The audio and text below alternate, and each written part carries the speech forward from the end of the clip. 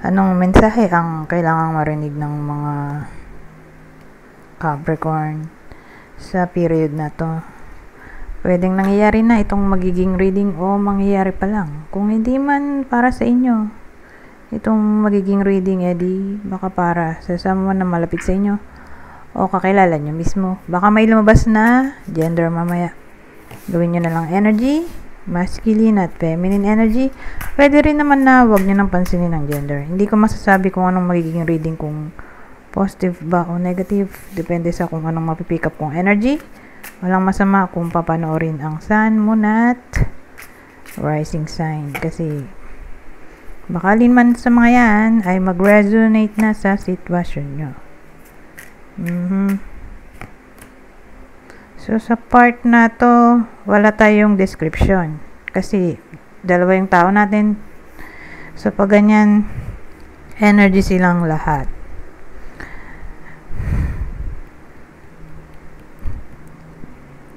Gagamit naman ako ng clarifier cards mamaya. Baka may lumabas doon. Pero sa ngayon, ang meron tayo ay Queen of Wands, Page of Pentacles, Ten of Swords, Six of Cups. Maganda kasi kung may description, di ba? Para makilala nyo kung sino yung bida, kung kayo ba yon, person nyo, o kakilala nyo. Tingnan natin tong Queen of Wands. Bakit to nandito?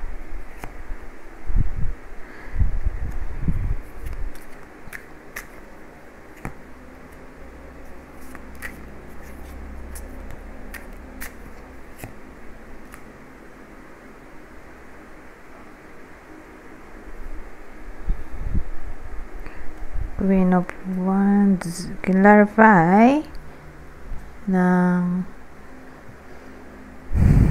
Nine of Pentacles, King of Cups, Five of Wands. So, eto, mayroon na tayong bida. Lalaki. Pwede rin namang babae kung extrovert. Okay? Pero since dalawa yung gender, kailangan ko mamili sa isa. Okay? Pero again, pwede naman to sa sa babae, kung extrovert. Okay? Kaya lang kasi, mahirap yung pag binibigkas ko yung, or sinasabi ko yung bida. Lalaki, tapos babae.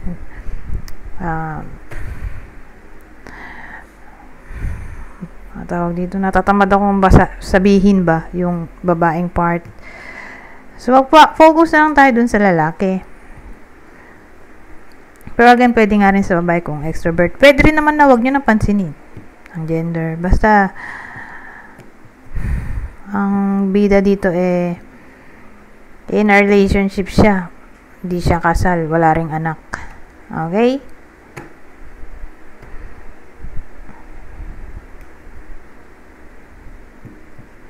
Nine of Pentacles, tas King of Cups, Five of Wands.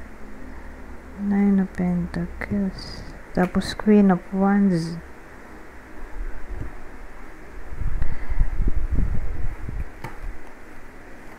So, ang dating, maraming gustong mangyari yung bida natin.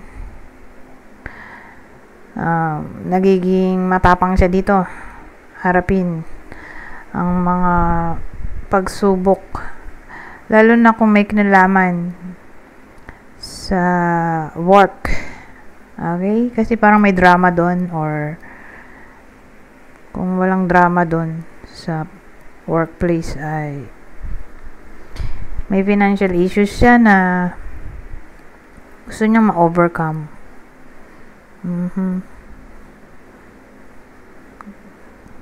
Kaya workaholic siya dito. Para magbunga ang kanyang pinaghirapan.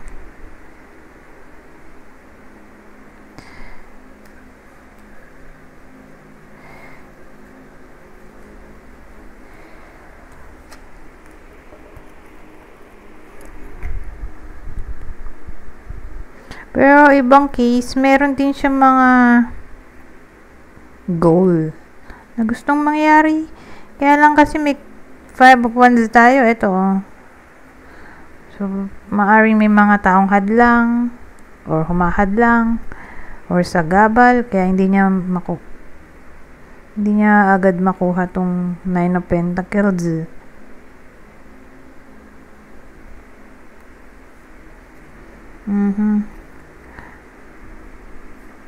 Like promotion, pwede rin.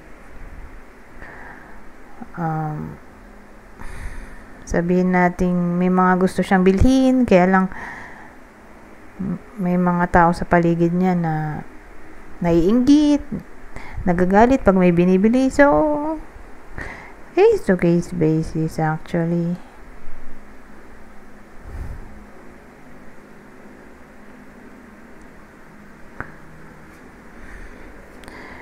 Pero ang maganda dito kasi Queen of Wands to so ang dating sa akin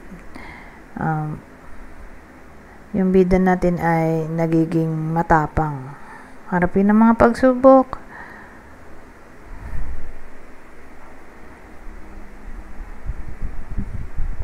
Saka hinaharap niya ang problema na may ngiti pa rin sa mukha at determinado siya mapagtagumpayan ang dapat niyang pagtagumpayan or matarget ang goal. Anyways, ano tong Page of Pentacles natin? Ito. So, dito sa part na to, kasi marami siyang dinidesire. Marami siyang gustong mangyari. Nagiging somewhat ambitious yung tao dito. Business-minded or marami siyang gustong i-manifest sa period na to.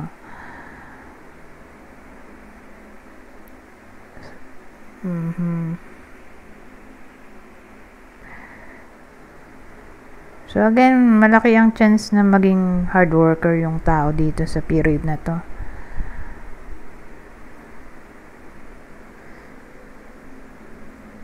Saka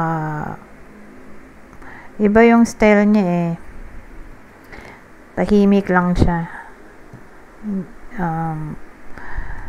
Hindi siya yung tipo ng tao na sinasabi niya sa social media o sa ibang tao yung mga goals niya, plans. Good thing na ganun siya, hindi siya yung nagsasabi ng mga plano kasi minsan evil eye di ba? So, ganun yung tao dito. Tahimik lang.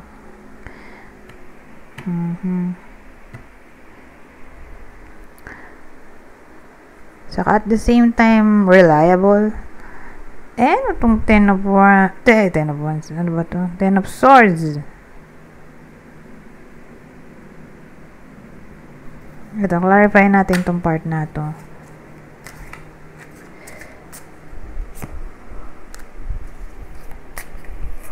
Pero yun pa rin yung bida natin yung kinuwento ko kaninang lalaki or babae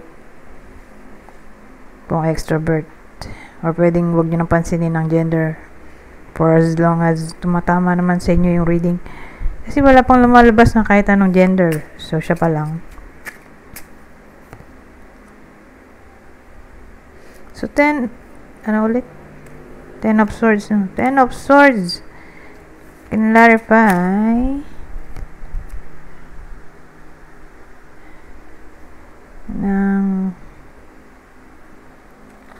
Nine of Swords from 10 naging 9 sabagay clarifier naman to.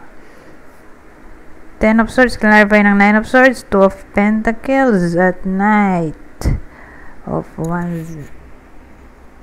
Nine of Swords para bang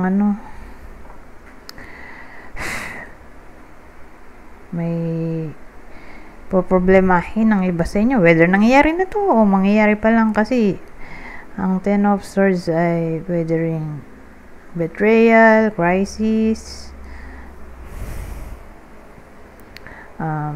ending or acceptance na lang sa nangyayari. Depende, case to case basis. Kaya nga meron tayong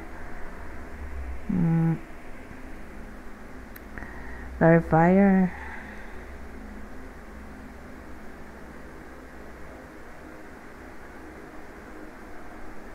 Knight of Wands yung dulo.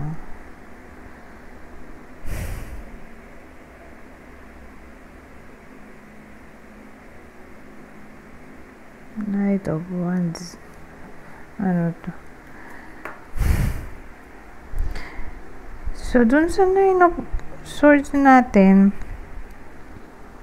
nag-worry kasi siya doon eh. Marami siyang fear.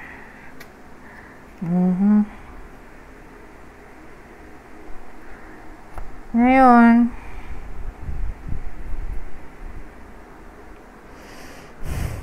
meron tayong Two of Pentacles na para bang may binabalance yung tao dito. O nagmo-multitasking siya.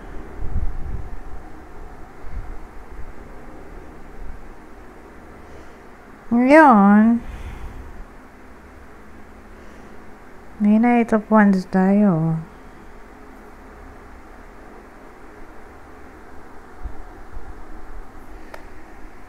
So, naisip ko,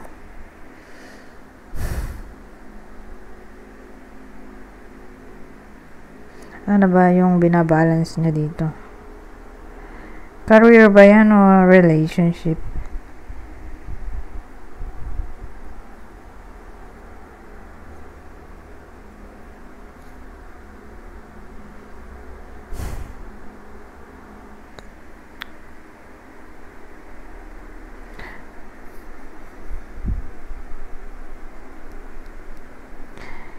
Kasi, maraming meaning tong Knight of Wands. Kaya lang, meron kasi tayong Two of Pentacles saka Ten of Swords.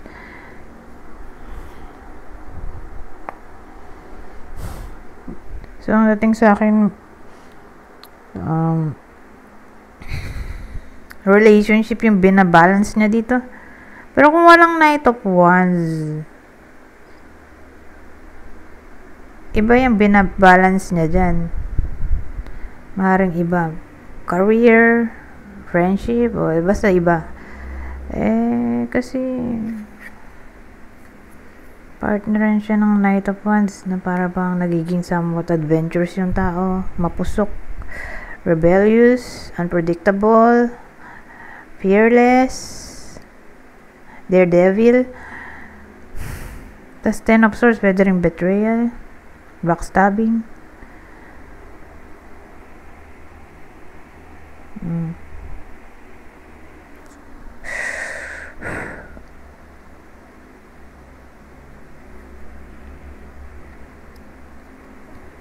So, ganun eh. I remember, in a relationship siya dito, oh. Kaya lang may Nine of Swords. So, sa case na to, maraming pwedeng meaning, di ba? Sabi ko nga, fear, worry, insomnia, headache. Pero sa case na to, magmumukha na siyang guilt. Alam ko may meaning din yan eh. Guilt, regret, pwede rin. Yung Nine of Swords. So, parang nag-guilty siya dito.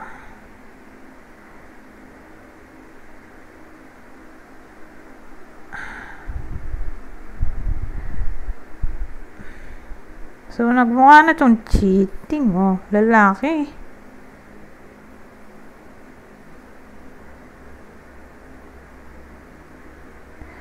Kaya pala gusto niya magkapera, ah. Marami pala siyang tinutustusan.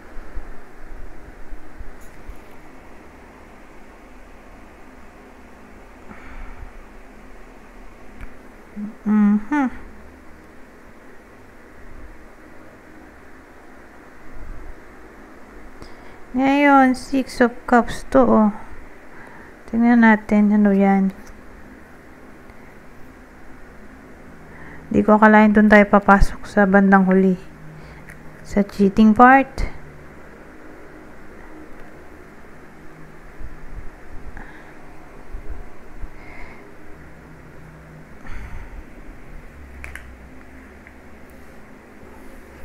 Lalaki pa naman to. Oh. Pwede rin collapse ang meaning nito.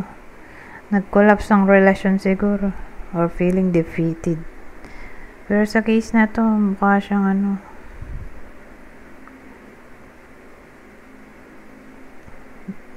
cheating.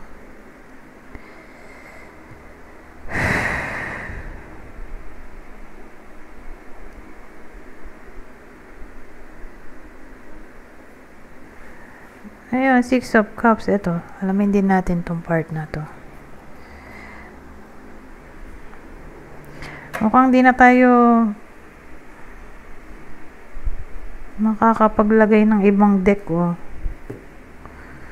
Kasi 15 minutes na pala to. Kasi tumagal tayo dahil halos lahat ay kinlarify. Ay, maliban dito. Clarify ko ba to? Kalimutan ko na eh. Hindi eh. Pero tagal tayo. Anyways, 6 of Cups, ano to?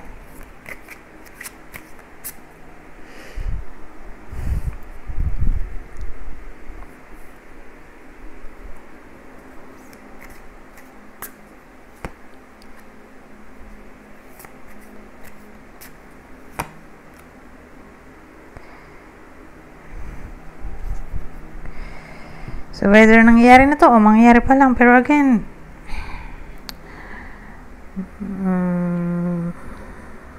malaki chance ng infidelity.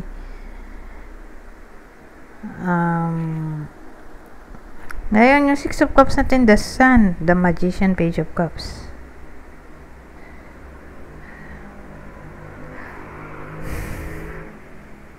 So, ang maganda, kasi nandito yung the Sun.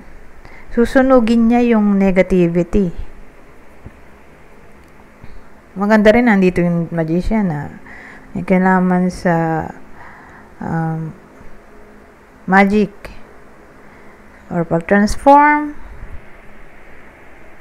sa gusto niya mangyari.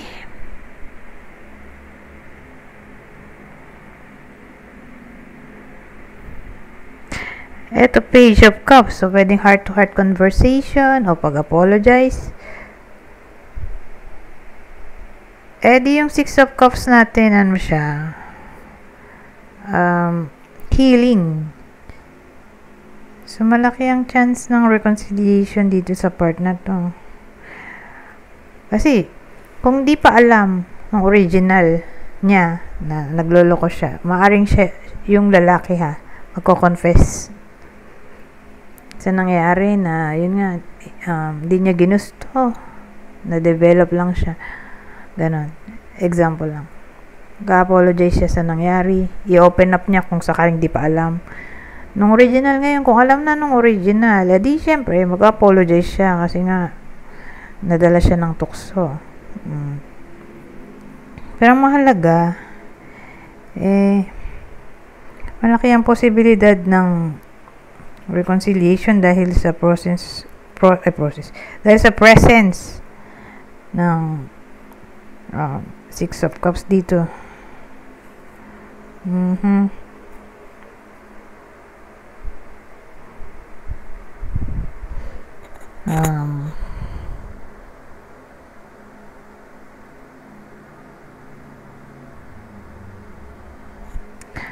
Ano pa ba?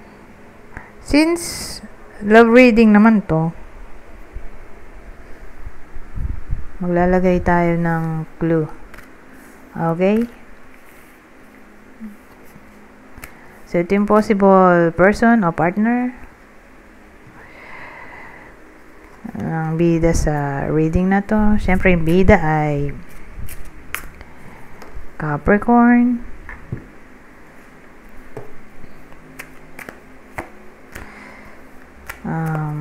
person o partner ng Capricorn sa reading ay possible Sagittarius, Leo, Aries.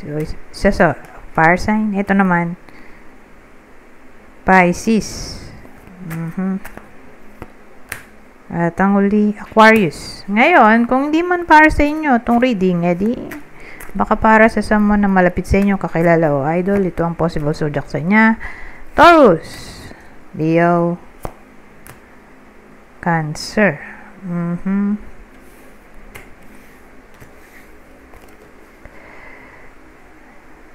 Ngayon, lilipat tayo sa isa pang clue natin.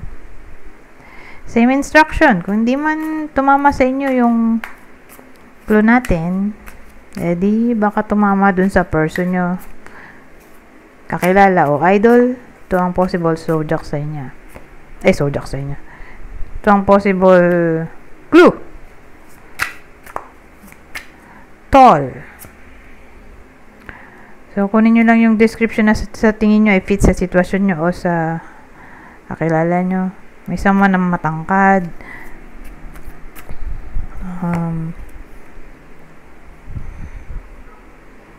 May someone na mahilig sa makukulay na damit. May beauty mark. So, pag sinabi mong beauty mark, may something sa hitsura niya na nag-stand out o unique. Na siya lang yung meron nun. Sabihin natin, magaling siya mag-makeup or may nunal, taling. Na para bang pag nakita mo siya sa crowd, alam mo siya agad yun kasi mapapansin mo agad yung beauty mark nga. So, depende sa tao kung anong sa tingin niya ay beauty mark. Kasi may iba na ang tingin nila sa peklat ay beauty mark. Beauty mark pa rin. Tattoo. Pwede rin, no? Tattoo. Hikaw. Ayun, may hikaw kasi yung babae dito eh. Ayun, hikaw sa ilong. So, again, may beauty mark siya, ha?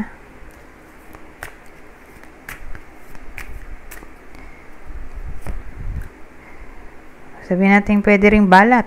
So, kung nagagandahan yung iba sa balat, di ba? Kasi case to case basis eh. Example, may mga taong may Venus in Aquarius, something na unique, kakaiba, kahit pangit pa yan sa paningin ng ibang tao, sa kanila maganda yun. So again, balat o birthmark. Pwede rin beauty mark para sa ibang tao. Tingin nila ganun. Beauty mark pa rin. Anyways, coarse curly hair. Ito naman afro. Or kulot na kulot ang buhok. May someone na ganun. O ganito talaga itsura. O.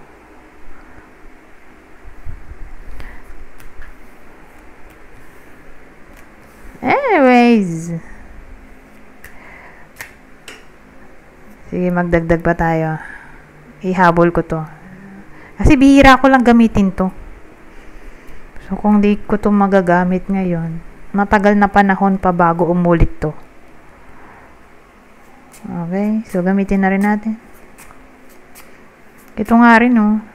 Sayang naman, di ko pa magamit to. Ito talaga, di ko na siguro magagamit. To, saka to. Tingnan natin kung maihahabol pa, ha? Kasi nalulobat agad ako eh. Pag matagal yung video. Oh, false person, oh.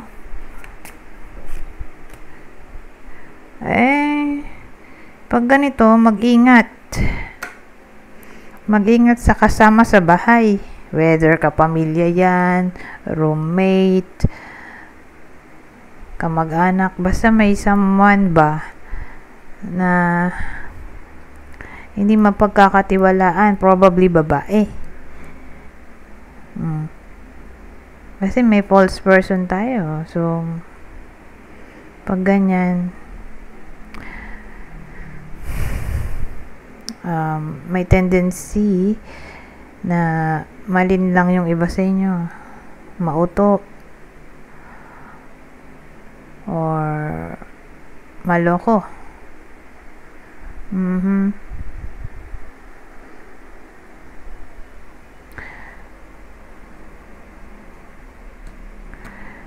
Pwede rin kasing yan eh.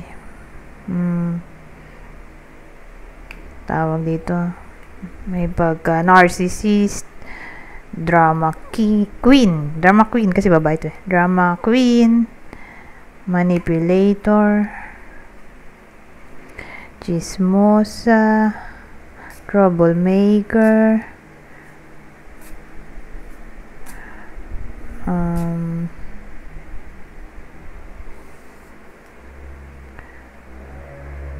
ano pa ba to?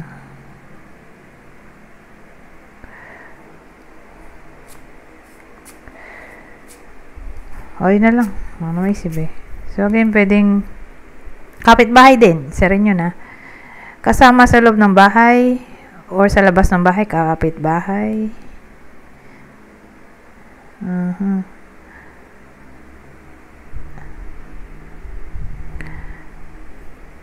O nasa building lang. Nasa loob o labas ng building. O property.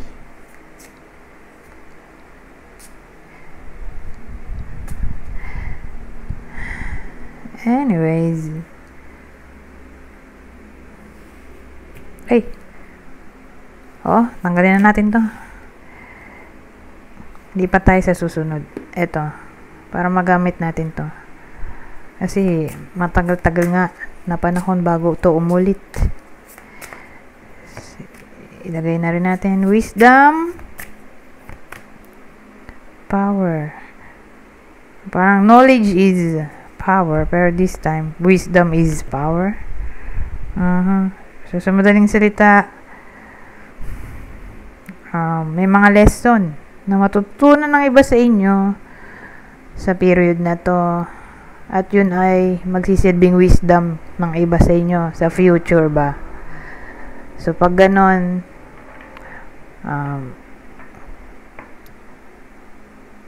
pwede nilang i-share yung wisdom, or kung sakaling mangyari ulit yung same scenario, syempre hindi na sila magkakamali or mabibiktima, kasi nga naranasan na nila, mararanasan pa lang nila sa period na to.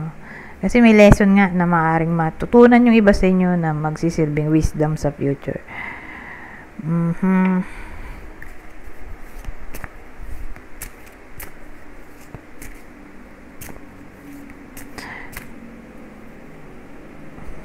Ay, teka. I-end na natin to. Doon na tayo sa susunod. Ito na ang last. Pang masasabi nito.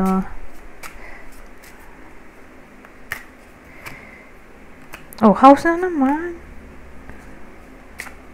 Umuulit ang house, Ay, ito maganda. Magandang combination. Yun nga, yung kaninang sinabi ko, parang continuation lang. So, if ever na may makaaway ang iba sa inyo, kapamilya, kapitbahay, kadugo, kamag-anak, or someone na nasa loob ng bahay, labas bahay, building, loob ng building, labas ng building, o sa mismong property ng iba sa inyo, may chance pa naman magkaayos at nandito tong sun na may kakayahan na sunugin ng negativity.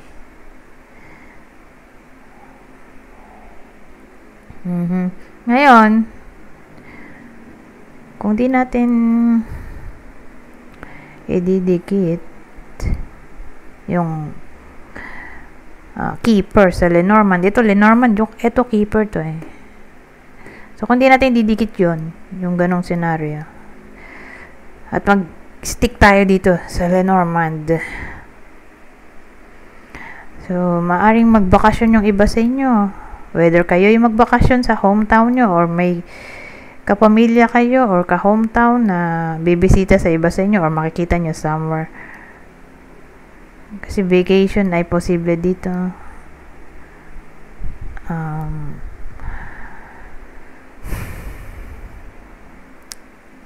Ibang case,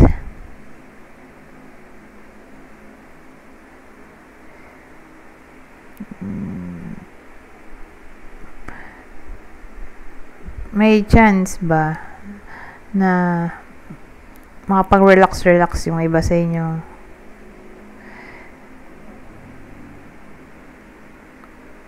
Baka syempre, lahat naman may day off. Ewan ko, for some reason, nasa bahay yung iba sa inyo. Masaya naman kasi may sun. So, parang sa period na to, magiging masaya ang iba sa inyo kahit na nasa bahay lang. Or baka celebration to. Attend ng celebration.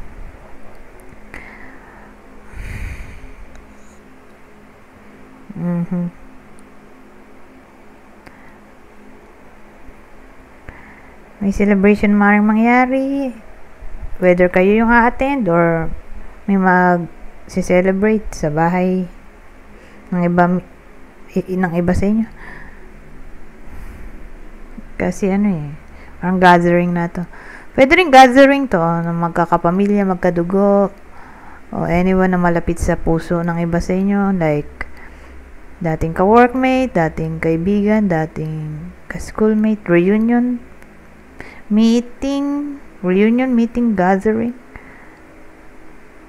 Pwede rin.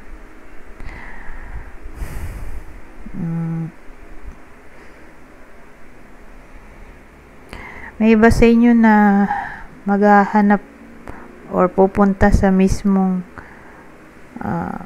binili nilang lupa o bibilhin pa lang lupa. Case to case basis kasi So may iba sa inyo na mag-aasikaso ng lupa or pupuntahan pa lang yung lupang bibilhin pa lang.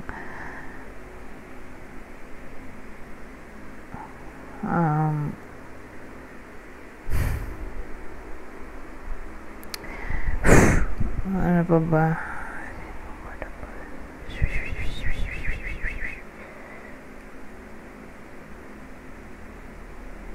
Ngayon, kung inheritance to. May mag-aasikaso ng inheritance or mapoprocess na yung inheritance o may result na yung pinoprocess. So, case to case basis. Ngayon, ibang case, habang nagta-travel yung iba sa inyo, may makikita kayong kakilala. Or ewan ko kung nasaan kayo, basta para bang may makikita yung iba sa inyo na kakilala nila or ka-close. Somewhere.